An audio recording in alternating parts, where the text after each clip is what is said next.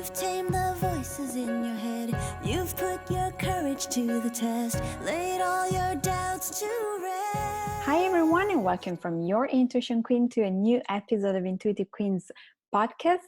As you know, I have decided to start this podcast because I wanted to share stories with you. And now this year I made this podcast live. So you can join us, me and my guests, live on my Instagram every week.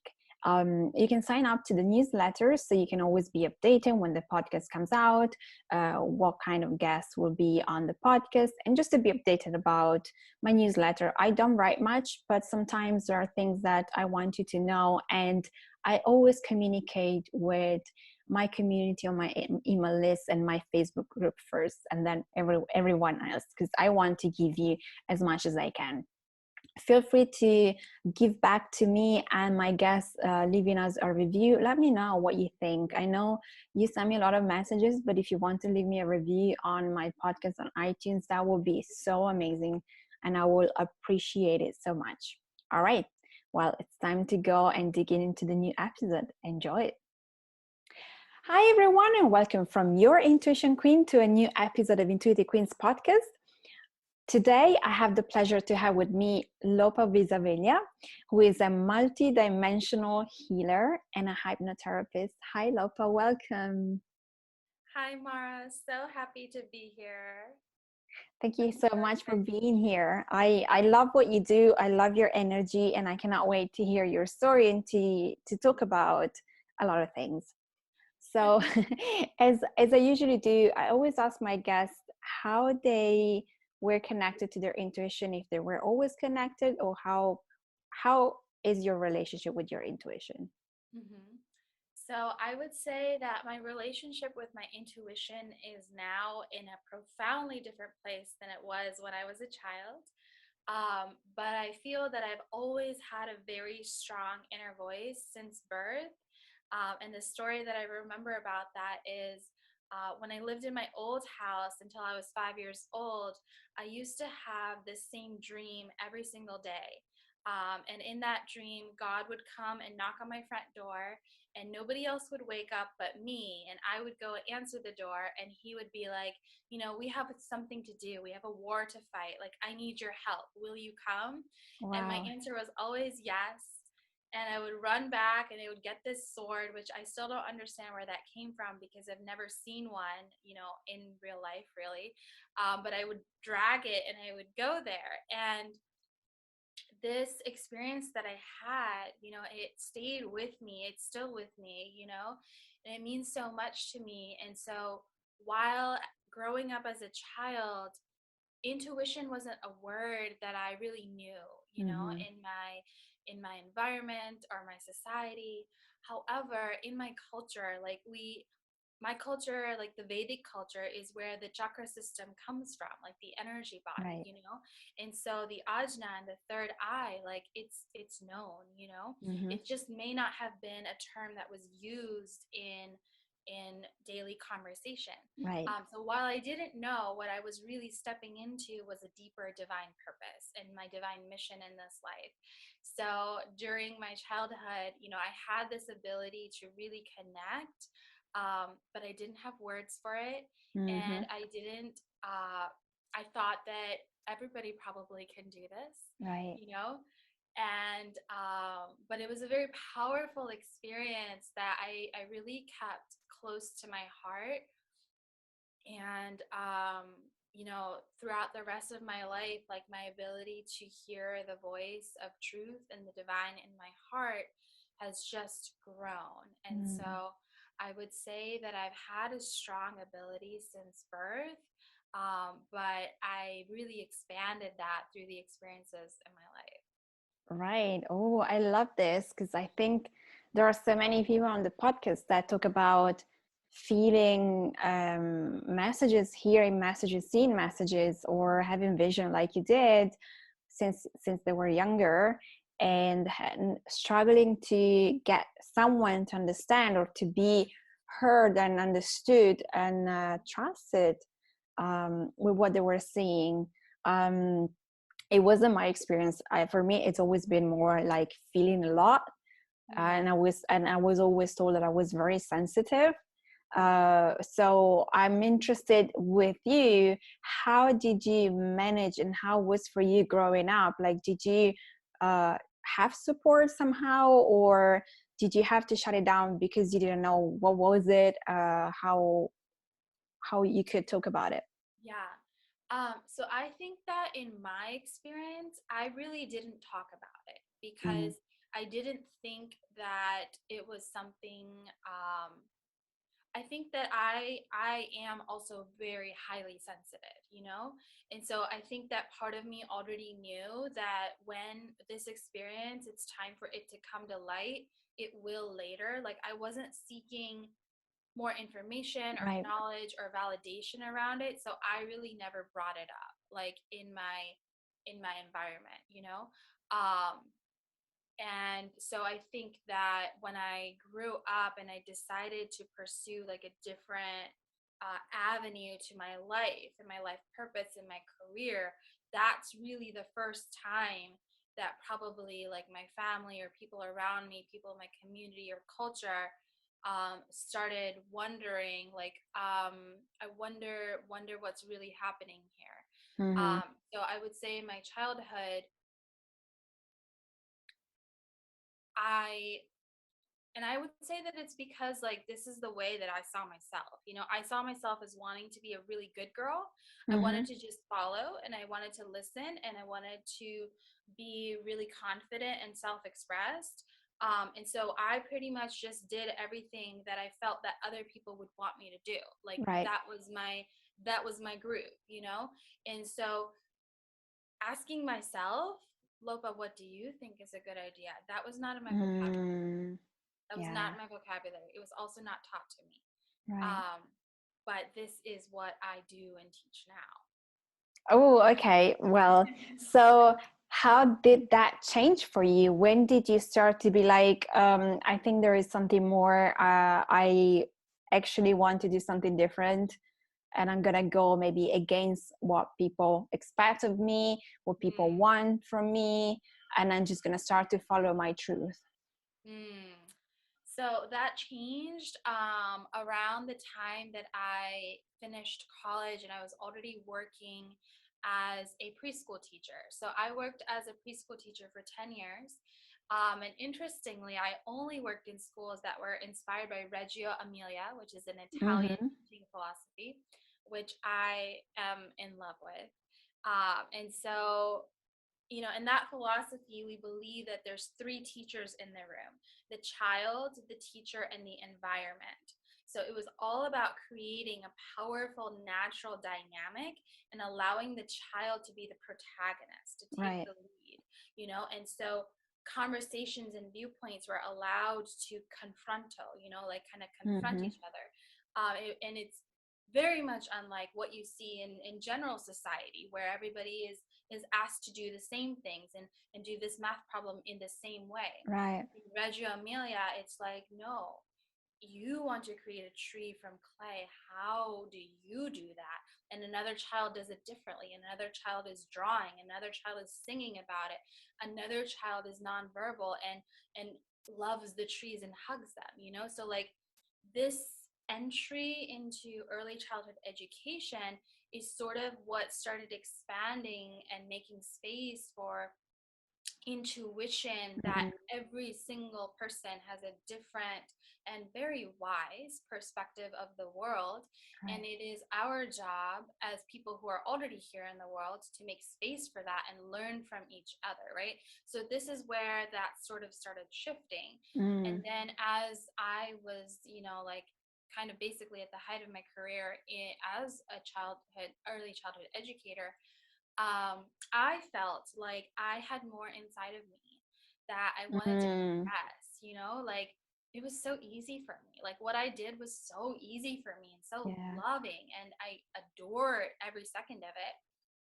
But I also felt like I could be more confident, you know? If you asked other people, they probably would have said, you're one of the most confident people I know. Why do you think you want to be more confident and more Mm. expressed? Because they didn't see what I saw, but I knew. something inside me knew that there's more to me. There's way Right. more to me. And so then I went to see a hypnotherapist to help me unveil and release any of the patterns, the emotional, energetic memories, any weight, stickiness, heaviness that might be stopping me from living in my true self expression, from trusting myself to an even higher degree. And it was through that transformational experience, I think she was the first one to use the word in English of intuition. Mm. And I was like, whoa, like, oh. Now I get it. Yeah. Yeah. And interestingly, the other part of what healed and transformed through my experience with her was my connection to my period and my feminine cycle and my power as a woman, Mm. because I feel that our innate wisdom is so big as a part of our feminine abilities, right? And so when all of that started healing, essentially as a side effect, like I just had the most beautiful cycle and everything was beautiful. And this is not what generationally my whole family and everybody has experienced. I was the Right. first one. And now everything is even more powerful in that direction. But that's when I realized the power of the divine feminine, like the power of your inner oracle, your Mhm. innate wisdom. And so that experience with her kind of like, it was like an atom bomb, it was Right. like, boom. And now the box is open. Yes. I love that. I love that because I think, like we are programmed to follow a path that is what people tell us to do, especially for us women. It doesn't matter where you come from, but you are supposed to or study, get a good job, and then eventually create a family. And I think that in doing so, we forget who we are and we don't necessarily listen to ourselves much. And in that also, the way we experience our period has been taught to us as something that if you could just not have it, if you could take a pill not to have it, that your life will be better. And instead, it's like everything within us is a power. Everything that we experience in our body, it's powerful, from our intuition to our period to everything else. It's what really makes us who we are. Absolutely. And this was not only a newer concept to me, but I love that I got to experience it, like I experienced my own power. And then that trajectory continued from that point, in which I realized that like women have this like elemental magic in their bones, Mm, like we are meant to go with the cycles and the yeah. seasons, like if you look outside, like a flower doesn't bloom all 4 seasons, like it prunes, it takes away anything that it doesn't need, then it like hibernates and nourishes and fertilizes the truth, then it allows it to expand, and to have grace for ourselves when our intuition is expanding, and we're learning how it works, like, oh, this happened this way and then this happened this way, right? And then there's that full bloom moment where you feel like really magnetic, in your power, like really connected, just on point, but even that, like, we go through another up level, we Mm-hmm. clear out even more density, we clear out even more things. And so I think it just opened me up to, it opened up my body, my Right. subconscious mind, and my subtle energy body to become, actually what happened is I became deprogrammed from Mm, old stuff, yes. okay, and reprogrammed to my soul, Yes, I to love my that. mind. That's what happened there. I love that. So, how what happened? What happened afterwards? Like, or did you just go for a session or a few, and how did that help you to move forward? Hmm. So what happened is I experienced the power and the physical transformation through hypnotherapy. And I also, like, I experienced a lot of different challenges in my life, like right after that time period. But I was able to manage them so easily, so Mm. gracefully. And I was like, who is this woman? Like, where has she been? And I was already really good at all of these things, you know, but like Right. this was like a whole new level.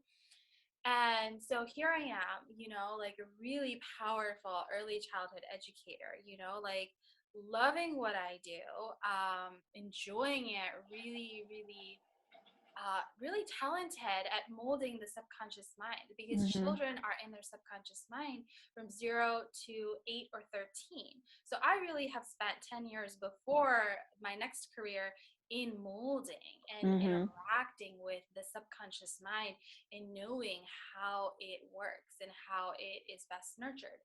So here I am. And then I was like, something else needs to grow here. Something else needs to bloom here. And I was so deeply impacted by my own experience of hypnotherapy that I went ahead to study hypnotherapy. Right. And I was so attracted to the marriage of the physical and the spiritual, you know, Mm.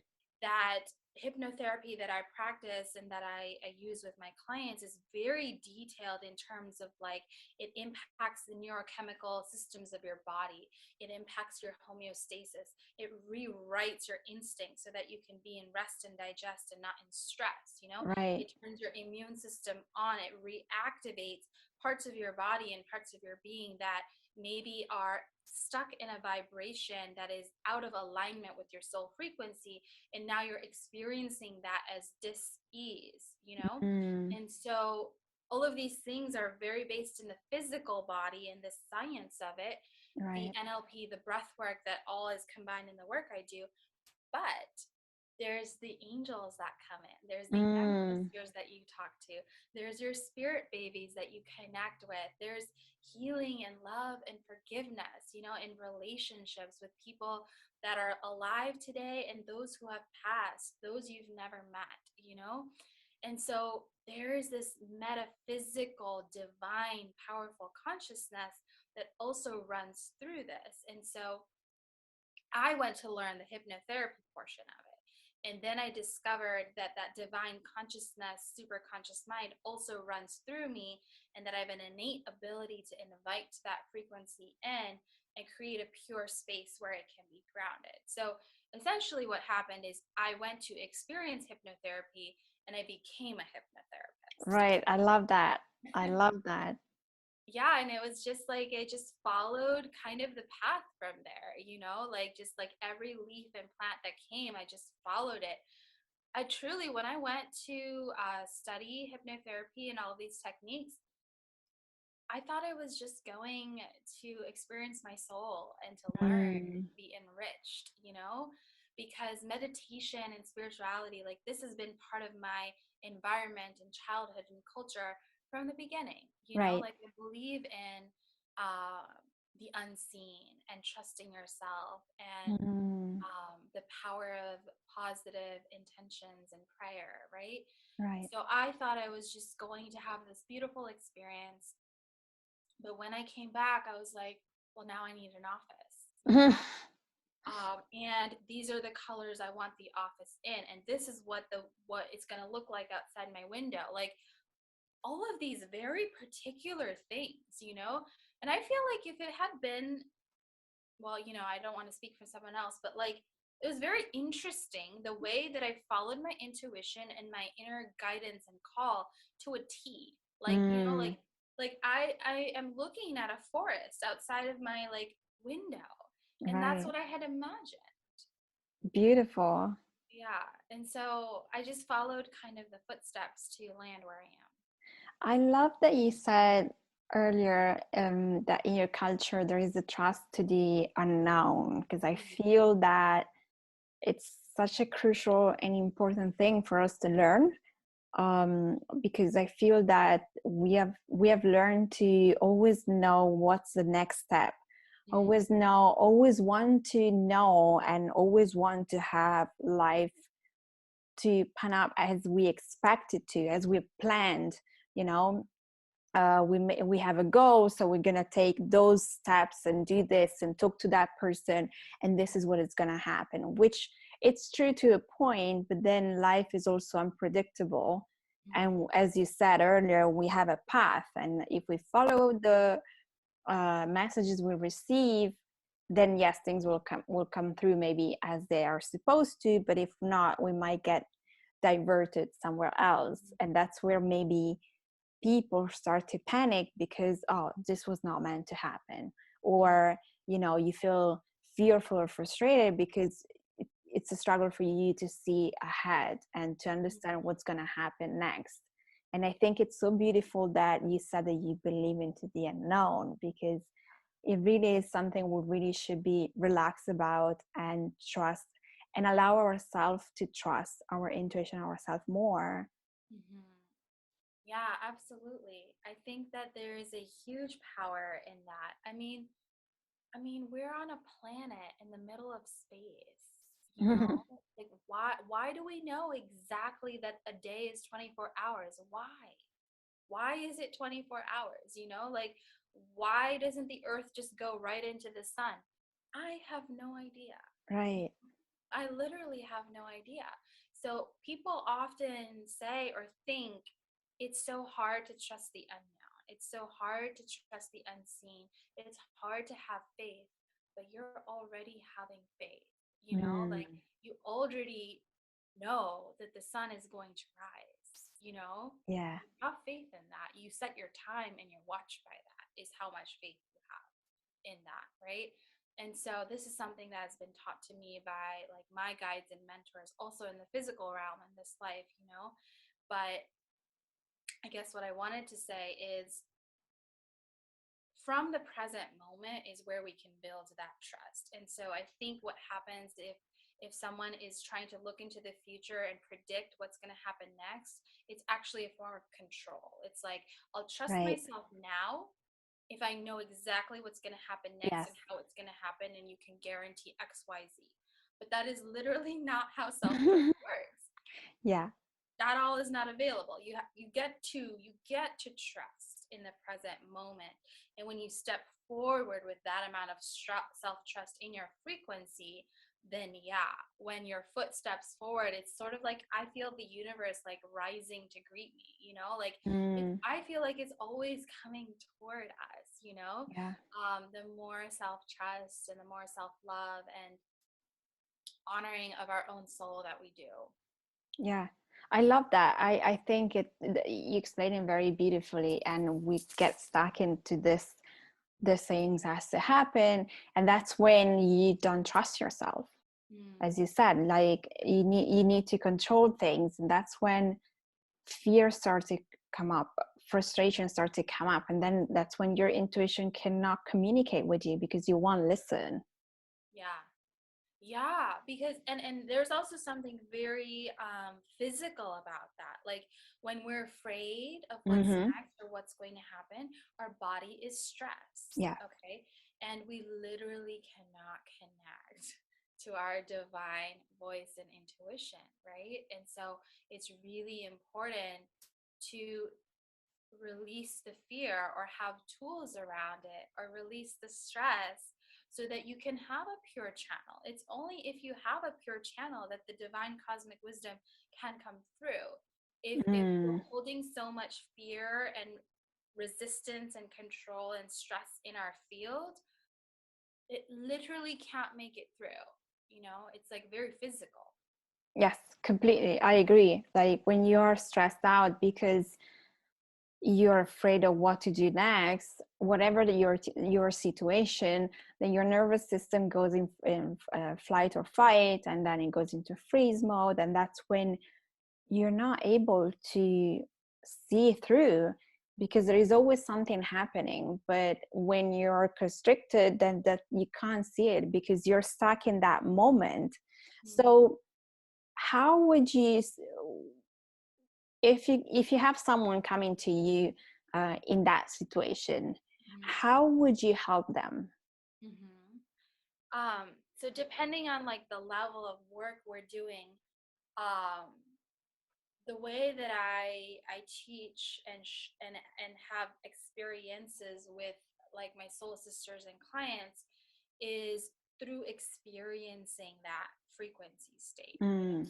And so we literally do sessions, you know, which are the multidimensional healing and hypnotherapy sessions, in which we guide the subconscious mind to release that stress and fear straight, that fear vibration. And the great thing about it is it's not just, you know, we have this dialogue, deep meditative state of conversation that we had for 2 hours and then that's it.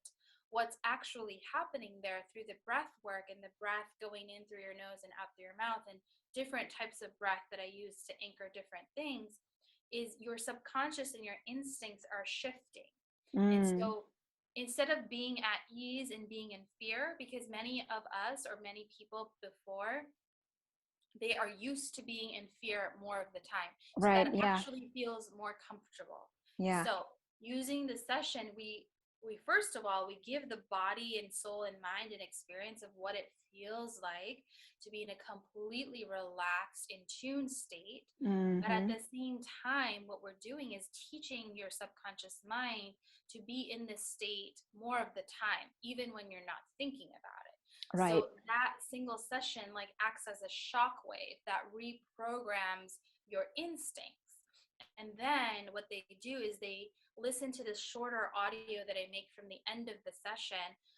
And they might listen to it right before they sleep or in the morning, depending on the person and what the track is.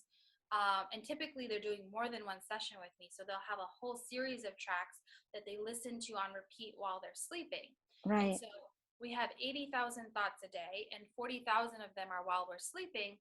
So might as well recode your instinct to be more Yes. relaxed, more in tune with your intuition while you sleep. So then when you wake up, it's like, ooh, I have all of this, right? And Mm-hmm. so the audios, like the smaller audios, are such a great tool for them to turn on. Like if you end up in a stressful situation, Right. just take a quick break, you know, like go to your car, use the bathroom, go in a different room, do a 10-minute audio. Or and the other thing I tell my clients and teach them is an anchor of breath. And Mm-hmm. so they breathe in deeply through your nose and breathe out through your mouth. And that sort of resets the nervous system and it turns the immune system on. And so when you do that, breathe in through your nose and then breathe out through your mouth. It tones the vagus nerve and it's getting you back into your most relaxed, easeful, vitality filled state of pure health. And so that's the one of the other things that they can do is any person can do this. You can breathe in through your nose and out through your Yeah. mouth and put your Mm-hmm. hand on your heart and literally connect to your body. So I Mm-hmm. think that the most powerful thing you can do is step into your body and pause, you know? And Right. if you're Yes. doing this other type of work with me, you have a lot of other tools as well, but this is one thing that you could do. I love this. And I think we are always rushing to the next thing and taking the time to really check in with ourselves, with our body, and listening to what it's saying. It's really, really important. And it's when you start to release all the stress and calm down. But Mm, we are so much in a rush to the next thing, we never have the time, that this doesn't seem like something you should be doing. But I think that it's so powerful to do it in the middle of the day, but also to give that time for yourself during before you go to sleep. So then you sleep better, and as you said, you wake up feeling better and feeling more vitality, which is what we need to raise our vibrations. mhm. I think what it has to do with also is the patterns of abundance and scarcity, right? When you think Mm, you're running out of time all the time, that's why you're in a rush. That's yes. why you won't stop to be present because those 5 seconds of presence could gift you the next 5 hours of peace. Right, I love Only this. if only you would stop for 5 seconds and take a deep breath in, you know. And so this is something that we are all deconditioning from, you know, like Mm, unprogramming that scarcity pattern of There's not enough time. I don't have the ability to connect to my intuition. It's easier to just give up before you even start, like, let's just continue with the stress, but it's not really working, And so what would help is like, we call it like a break state, it's like, stop, just take a moment, see exactly where you are, and then reassess and then make a new decision, step forward with a new energy. And a lot of people say this, like, it's the energy that you do something with that matters. Yeah. And so if we do an intuitively guided thing with the energy of fear and stress, and we're worried it's not going to work, or it's a bad decision, or it's not a good idea, well, you just coded that action with this energy, Yeah. So it's not a great plan. You just feed in the same energy that you want to get out from, because that's it. You attract what you focus on. That's what they say, right? Which I think it's so true.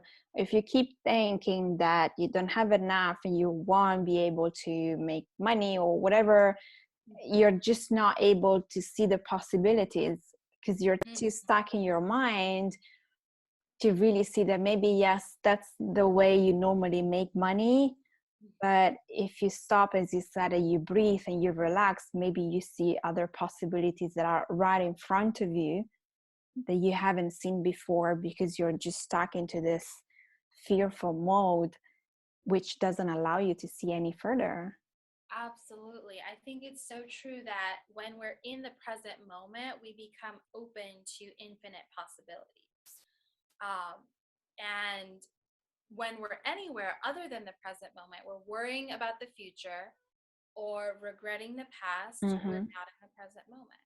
That's and right. the present moment is where all of the possibilities expand, and 100%, like wealth and abundance, huge part of this. And so when we recognize, like, is there a lack of self-trust in me? Like, how can I nurture more self-trust in me?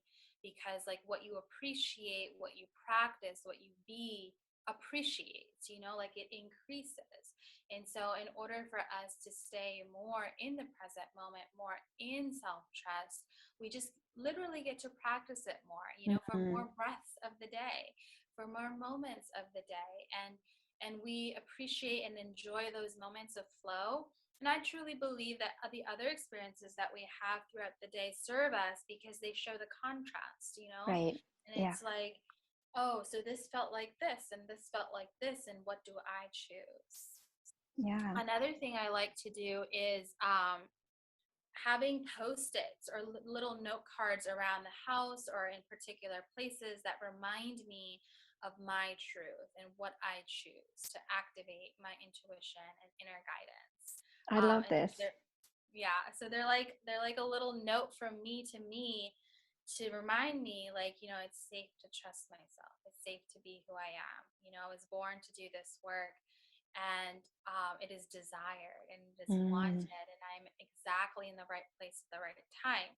And so, like, these reminders of soul, like when you wrote them in that energy frequency of being really connected, when you take them, it's kind of like a vitamin, like in like real time. It's like a soul vitamin, like, ooh, you get like infused with that frequency of yourself when you are in a really powerful, connected, self-trusting state. And I think that these physical things can be such a great tool for us to, like, keep with us. I love this. I really like it. And you're right. When you're in this high vibration and you write those things for you, it's kind of like you gift something to yourself later on when you're not feeling okay. Because we all have moments in which we feel down and we feel in a low vibration, and it's just about, oh, okay, so wait, let me remind me of this, and let me remind myself, my body, how did it feel to be in this energy when I wrote those things? And it brings you back to that higher energy, so at least you get a step up, and that can help you to feel better. I love this. Yes, exactly. And it's such a treasure, as you said, to receive a gift from yourself, and to like honor that commitment and that truth and that trust, like it truly builds that self-trust muscle, because the Mm. more you trust yourself, the more you trust yourself. Yeah, absolutely. Yes. And trust is such a big topic, but it starts from us. And if we don't trust ourselves, of course, we're always gonna find obstacles along the way, because if we don't believe we can get out of a tricky situation, if we don't believe we can achieve something, if we don't believe we can change our lives, of course we will maybe take action towards something, but it's that belief that will stop us at some point, because there's something we need to learn. Absolutely. Okay, so there's something I want to ask you. So when you started um, to become a hypnotherapist and do this work, which is not exactly the kind of work that your peers, your family might have been accustomed to, and you said you were at the highest point of your career, so I can just imagine people telling you, what are you doing? Why now? Like, you have everything that you need. Yeah, Did you exactly. have this, or was it easier for you and you just went for it and nobody told you anything? No, I think that I walked a very interesting path to get from being a early childhood educator to a full-time multidimensional healing hypnotherapist. And during that path, for me, what it looked like is I really had to pull the courage up from within myself. Like, for me, it was an Mm, initiation, because I right, was the only one who could see how powerful this was, and that I it wasn't that I needed to do it, I must do it. I am right. born to do this work, you know? And this isn't something that I could explain to anyone, because it wouldn't make sense, you know? And so I Mm, think one of the things that I did unintentionally is I realized, Lopa, there is no way you can explain this to anyone right, about why does this make sense? Is this a good idea? So I just didn't. I didn't explain it to anyone. I did not right. explain to them why I was making a shift. I just did it. I just made Mm, the shift, you know? And during that time, I was lucky enough to have like my partner, my husband, who really, really deeply believes in me. You know, like right, he saw me as a preschool teacher, and he loved that version of me, let's say, you know, but he also trusts me, you know, and I right. chose to trust me. But I will be honest, to this day, I really don't think that really anybody, even in my family, probably truly, they probably don't exactly know what I do. Right, right. And this is because I haven't told them, you know, Mm-hmm. because I chose for myself. I feel like God helped me do this, because this was the best way for me to do what I needed to do. I Right. chose for myself to not prove things, to not convince people, to not explain myself, you know? Yes, I love And this. this provided me the space, the safety, the sanctuary to nurture this beautiful thing, this blossom of truth and courage that was growing within me, that has a higher purpose, which I can now see, you know? Mm, But I am so proud of that version of me who walked through this, you know? I didn't have anybody around me who knew the word seer or psychic, or right, to channel the divine consciousness, people who can hear messages, or write down, like I write down what he says to me, you know, as a right, scribe. I didn't have people like that around me to really look me in the eye and say, wow, you are so gifted, you're so talented, you know, mm-hmm. this is a gift, this is magical, like you get to use this, you know, and live out your life purpose. Wow, like I literally didn't have anyone to say that to me, you know, until very, very recently. But I, you know, what I did have, which I now realize having this conversation with you, is I had an abundance of pure love and trust from my culture. So my Mm, ancient Vedic culture like deeply believes in the power of meditation right. and connecting to your energy body, like the subtle energy being so powerful and the divine channeling coming through. And while today people think that words like seer or psychic are um, sort of many people don't believe that those Mm-hmm. words have tangible existence, Yeah. I would say.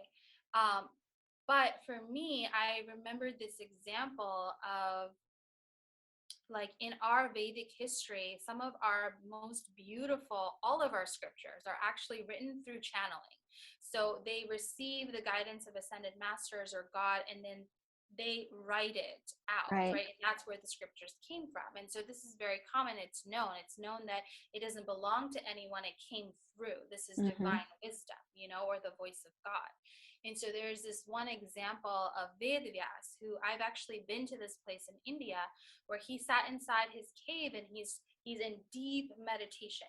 Now, hypnosis is just a word, and again, many people in all cultures and communities have an issue with the word hypnosis because the mainstream media has made it look like it's some wacky cartoon and Yeah. it is not. So let's forget about that word for a moment. But like this deep meditation state in which you're connected to God is what is created in the work that I do with both myself and my clients. We are both in that state at the Mm-hmm. same time, and we work together in that realm.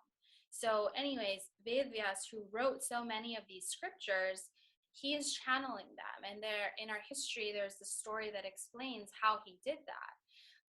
And so he also had Ganesh with him, and Ganesh was in a cave that was further away. I've actually been there and I've seen where the caves are, Mm-hmm. you know. And then there's this beautiful river, which is the Saraswati River, that they say that she was being too loud. So they asked her to go deep into the ground at that point, and you can see where that river then starts running underground. There's this giant waterfall. I mean, it's so beautiful. It like just gives me chills thinking about it. And so there's this river, and he's over here in a cave, and this over here is the divine scribe. And so I knew this. And so the way that is explained is that the wisdom and the divine intuition comes through so fast that sometimes it's hard to write at the same speed. So Mm-hmm. he asked Ganesh to write it down for him, but he made a caveat like, you should understand what I'm saying and really know it before you write it in order to give himself more time to bring it through, right? So if it takes Ganesh a little bit longer to write it, then he has a little bit more time to receive it, right? Right. And so he's speaking and then this is being written. And I mean, so that is my culture. And even like in the Bhagavad Gita, this is a verse that I wrote for myself. There's a verse that talks about that the truth is only seen by seers, Mm. and the eternal is never going away. The temporary is always temporary, but this truth is only seen by the seers.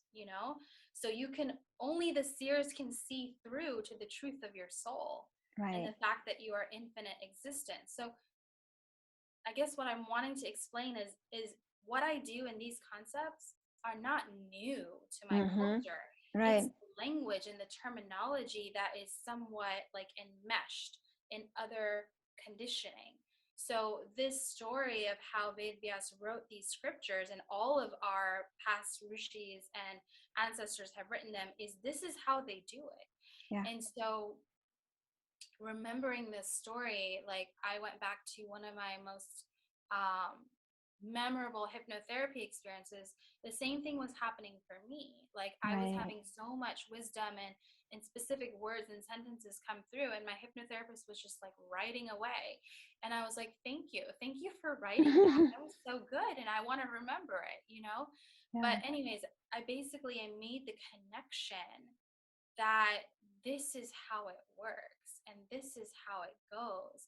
And so I think that a part of my soul and my part of my being was very comforted Mm-hmm. and knew that what I'm doing is not wrong. It may look Mm. different. people might have issue with what I call myself and what I say and what I do, but I know, my Yeah, soul yeah, knows that I am connected to the depth of my culture and the ancient wisdom that runs through me, so it's safe, you know? yeah. I love this. And I think, for all of us doing this kind of work, the reason why we keep pushing forward, it's because we know it. And we have our modalities and we have our own way to channel messages. Like I do it with colors, but it's because we know, it's kind of like we remember who we are. So we keep going through. And when we come across people like maybe family or friends or our peers that don't understand it, it's about understanding how to love yourself and to protect yourself. And I think you explained it in the best way possible. Like you don't need to explain to them what you're doing, you just do it. And that's the best act of self-love that you can give to yourself when you're in this transitional moment where you might also feel like what's going on with me, but you feel this pull of needing and wanting to follow this path because you just know that it's the right one. And then as you start to do it, like you said, then you start to learn and understand, oh, okay, so this is happening, so this is my power, so I see this, I feel this, and it's not just a coincidence, it's something that happens every time I connect to my soul, to my divine, and whatever else. And I think for a lot of people starting to open up to their spiritual gift, this is something they might be struggling with, because especially the ones that, like they say, I'm very attached to my family, they need to know everything. And every time I'm like, no, you just need to put boundaries and allow them to understand what they want to understand, as long as you stay in your power and keep going for your path, because that's what you're here for. Absolutely. And I think that it's possible. Like for example, I might not understand everything that you do, but Mm-hmm. that doesn't mean that I don't have beautiful respect and love for you as a Right. human being. Yeah. So I don't think it's necessary for everyone to understand why we make the choices that we do, that it's not incompatible with being accepted and loved and received. Yeah. And so, what I would say to people that are starting a new journey is put yourself in front of people who truly believe in you, who honor you, who nurture you, who support you, who are not interested in judging you or criticizing you while you are coming into your own and your own power. It's of healing significance to you to put Yeah. yourself in a sanctuary of people who believe in you, and Yeah. and and that's how, like, when we plant a seed, we put it in a pot first, right? Mm-hmm. We protect it, we take care of it, we nurture it. When it grows up into a seedling and you have a lot of confidence and strength around you, then you can go put that tree outside and it's fine.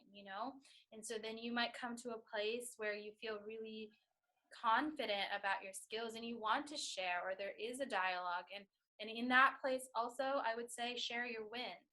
Mm. Share what's going well, what you are excited to share, what you're happy to share.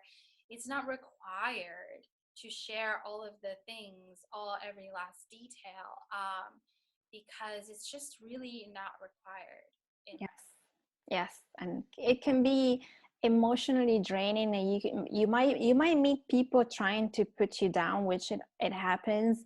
And you just don't need that. As you said, like, you put the seed in a pot and you protect it, because it needs to grow in the best way, in the best conditions possible. So the same, it's what you should be doing for yourself. Make sure that you surround with people that are supportive of you, and so you can share the wins, but maybe also share the low moments. But that, it's your way to expand yourself, because when you feel comfortable to talk about it, then that's when you're like, okay, well, so this is who I am and what I'm doing. So it allows you to evolve. Mm-hmm. Yeah, absolutely. Okay, so um, if someone comes to you and they want to work with you, um, what will happen in one of your sessions? Yeah. So in my hypnotherapy sessions, we essentially so usually we've already had a conversation about like what is their main goal and their Mm-hmm. desire for expansion, liberation, transformation. Maybe there's a specific block in their life, or maybe they're just looking to amplify and strengthen, their intuition or Right. self-trust or confidence.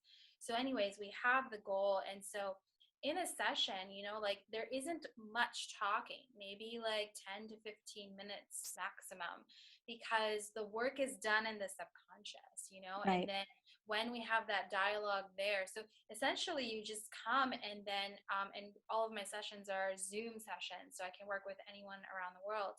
And so I guide you to become deeply relaxed and in touch with your body and yourself. And because I'm there as a guide, I can also direct you like, oh, what color are the leaves? Like, what do you see? Mm, So their subconscious realm and their divine conscious realm is just expanding, and I'm like right there with them. And in that realm, we do the healing work with the subtle energies that needs to happen. right. And so those are the types of sessions that we do when it comes to hypnotherapy. And of course, there's powerful like psychic channeling elements to it, because I often, sometimes, the day before a session, I'll have a complete download of an entire new journey that we're meant to go on that I've never done Mm, before. But like that specific client came into my field, and this is what needs to come through me. And then right. it's like this like divine marriage that happens. And so then I bring that to the table. But what I love about the work, that the way that I do it, is like there's so much consent, there's so much dialogue Mm-hmm. involved. It's not like you close your eyes and then you have no idea what's going to happen. Like I ask you, like these are two different journeys that I was thinking about today. One of them is more direct, sort of looks like this. The other one is going to clear away patterns and layers of trauma, but you don't necessarily have to directly dialogue with me about it. If you just want to release from your energy body and feel lighter around this topic, which one feels better to you today? Right. And so it's so beautiful. It's like so magical, like the experiences that we have, and Mm, the things that people realize in front of my eyes. Like it's so powerful to like see their picture, and it changes. I can see the relaxation in their yeah. face, the glow, like when the energy is coming through. Like even as we have this conversation, we can see that in each other, Yeah. Yeah. expansion, Yeah. Absolutely. and so that's what that looks like. We also have, like in my deeper layers of work, we do generational work and ancestral work. Mm, We clear out the maternal and paternal bloodlines that are connected to you, of any specific patterns, any roots of scarcity or self perception that need to be reorganized. So you get to be the channel and the cycle breaker, and you hold a new frequency, and you kind of expand it out into your entire connections. And so that's the generational work, because a lot of times we inherit not only yeah. from our ancestors, but from society. I think, like, when you think about women in a community, like, there have been times in history where women were not told to be in their power. They were Right. kind of made, kept small, Yeah. actually.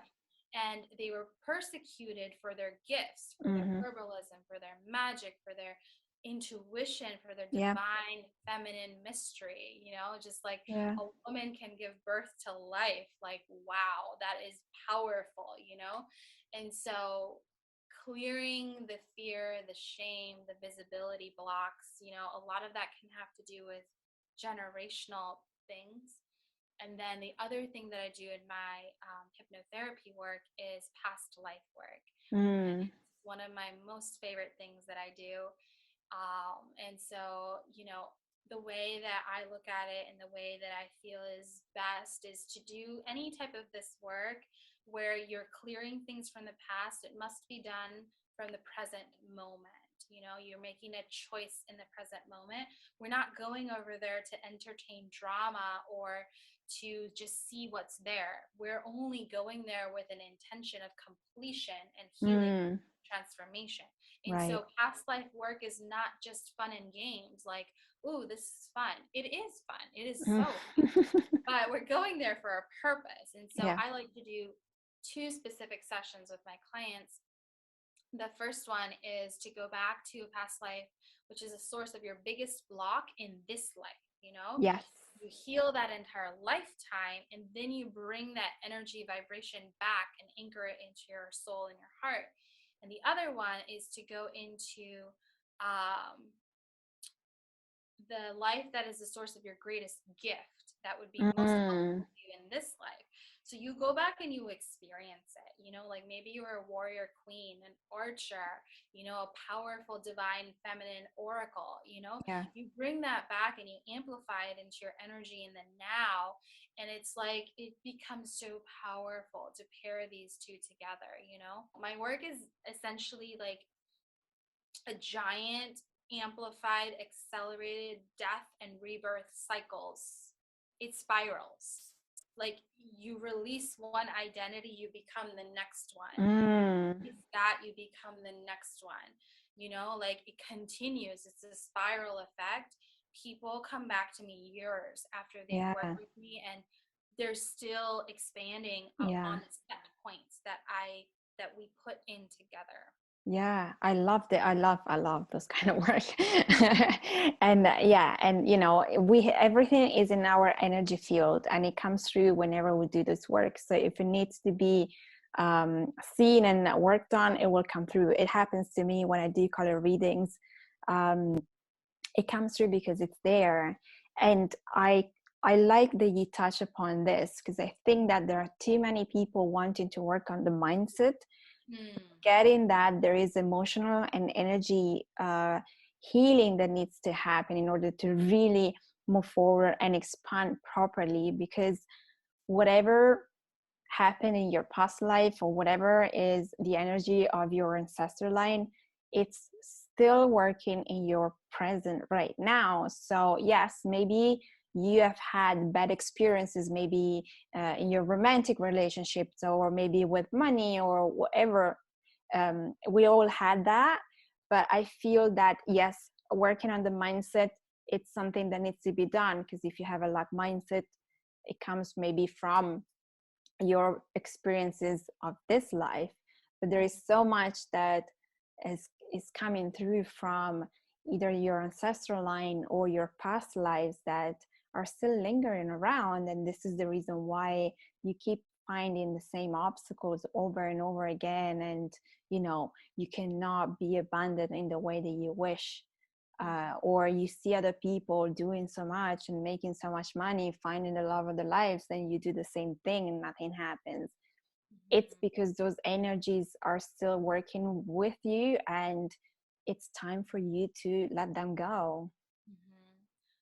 I always like I encourage people to know that they are in charge of their life. You know, like it is your sovereign queen power to connect to whatever's coming up to be seen, as you Mm-hmm. said, and make a new decision about it. You know, when it comes up and you notice the pattern that Yeah. hey, I am acting this out. It's not just that it was in my lineage, but I am actively acting this out and Yeah. participating in this pattern, and it is not a good one.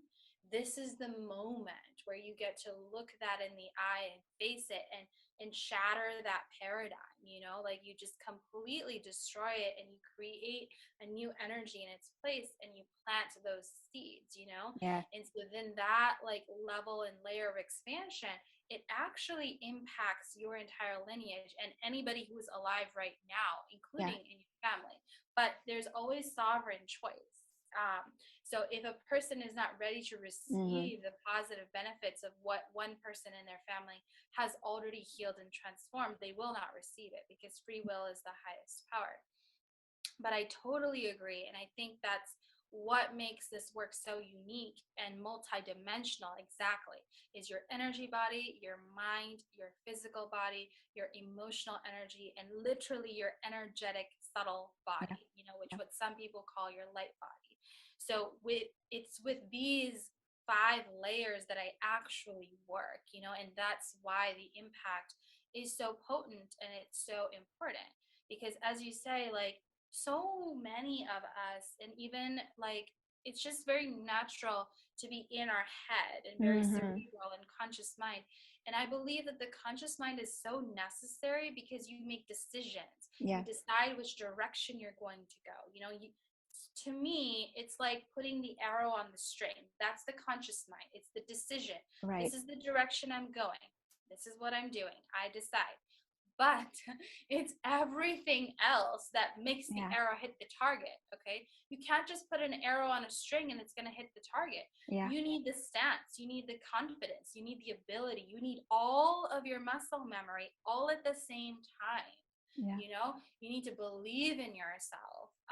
You have to know how to work with the elements in the environment. You know, if there's a wind gust, all of the other things, every single other thing that is not the 3% of you, that's your conscious mind, is in your energy body. Mm. And that's Yeah. exactly what we work with. And I think that's why it's so important. The example I often use is, if you only focus on the belief that you want to change, like, for example, I trust myself more, or I'm worthy of love. Like, let's say you decide that I need to believe this. I'm not believing it right now. I would like to basically have a new belief system. I want to like download it. I want to believe I am worthy of love, for example. So you're basically writing it over and over again, but you're trying to force it when it's just the conscious mind. Mm. So what it looks like is you're in the car and you've got your foot on the accelerator. You've already got your seatbelt on, but the car is in park and Right. there's no gas in the car. So Mm. every time you jam your foot on the accelerator, it makes a loud sound. And you say to yourself in the mirror, I am worthy of love. I got this. Mm. I can do this. I'm confident. Okay. But you don't actually feel that. Believe it. Yeah. You Yeah. don't feel Yeah. I like the analogy because I think it's so right. Like, if we only stay in our conscious mind, then we're not moving forward because we don't believe in what we're saying. And yeah, you need all of those work within. Well, we are made of all of those things. We're made of energy, emotions, and mind, and and body, physical body. So they all work together. It's not that they are separate boxes that you can just, we all work together. So yes, of course, maybe you start from the mental aspect and then you go to the emotional, or the opposite way around. It doesn't matter, everybody's different. Yeah. But you need to work on the whole of you in order to heal Exactly. yourself and move forward. 100%, like bringing your whole soul, your whole body, your whole being along. Yeah. Yeah. Beautiful. Well, tell us where we can find you if we want to work with you. Absolutely. So you can find me. My website is purandrihypnotherapy.com. And I also have an Instagram where I share a lot of things. And you can join my email list from there. And it's awaken.purandri. And that's on Instagram. So either of those places, you can message me, you can click on my links. And it really depends on how deep you desire to go, because any level of my work is a powerful like frequency magic, and so it starts shifting things in you from the level that you desire to step into. I love it. I love it. Okay, so before we wrap up, I'd like to ask you something. We are coming towards the end of the year. We only have a few days left. So we're going into 2022. I personally feel 2021, it's been amazing, but also extremely challenging. What would be one advice that you want to give to the people listening for this new year coming? Absolutely. So this is something that I thought about before we hopped on this call, and I also love that I'm wearing orange today, because this is the timeline shifting and the energy body healing for me. And what I envision is a world in which every human being is standing in their own power. Because what I truly believe and want to say is that you were born to be exactly who you are. You were born as a soul on divine mission, and it is your job to be all of you and exactly who you are, powerfully so. And so what I would like to say is, even if you stand alone, stand in your truth, because your truth is who you're born to be. And so I witness you and honor you in standing in your truth, and know that you are actually not alone when you do that. Amen. I absolutely love your words, and thank you so much. I really felt them. I think I love that you said it's your job. It is, like, we're here for a reason. So it's time to stand in our power. So those are really beautiful words to start the new year with. And I hope everybody watching and listening, please do check out Lopa. Everything is in the show notes, so you can easily click on the links. And please take on this beautiful poem, I would say, that she came up with this gift for the new year. We really need a lot of new hope and a belief that everything is going to be better, and we are going to be better because we are going to put ourselves into our power. And Absolutely. so thank you so much, Lopa. This was such an amazing conversation. I could talk with you forever, but you just gave us so much insights and so much beautiful, I like to say, little pieces of hope. That's how I feel about it, to go into the new year with, and I hope everybody will resonate with you. So thank you so much for your wisdom, your energy, your insights, and everything. You're so welcome, and thank you for having me here. It is such a profound part of my mission to stand for women, for children, for humanity, and our most powerful liberation from those things that hold us back, Yes. And so I'm so honored to be here and share that frequency with you and everyone who's listening. So thank you. Thank you so much. All right, what an episode was it, right? Oh my God, I love doing this. I hope you loved this episode. I hope you loved my guest. Do check the show notes, and also remember to join us on Instagram Live. Come with your questions. Send me your questions. I really want you to interact with my guests and myself as much as possible, and I hope we can help you. And if you want to join me, if you want to check what I do or learn more about me, you can just go to my website, theintuitionqueen.com. You can find all my offers. There are new things coming for the new year, but so far you can book a color therapy sessions. And if you have questions about it, just email me. You can book a free consultation if you have any questions. You can book an intuitive session, or you can book card readings. If you want to work with me for a little bit longer, I have an 8 or 12 weeks program, but for that, maybe we can have a chat and just book your free consultation, and we can figure out what's best for you. Follow me on Instagram, The Intuition Queen.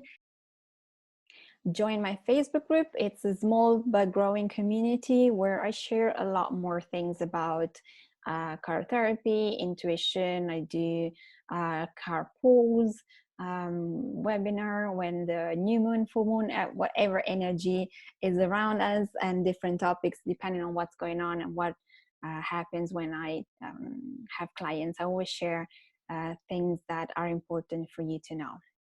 So just go to Facebook, Discover Your True Colors. You can find everything in the show notes.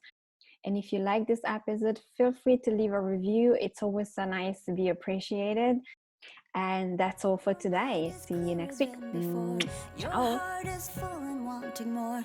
Your future's at the door.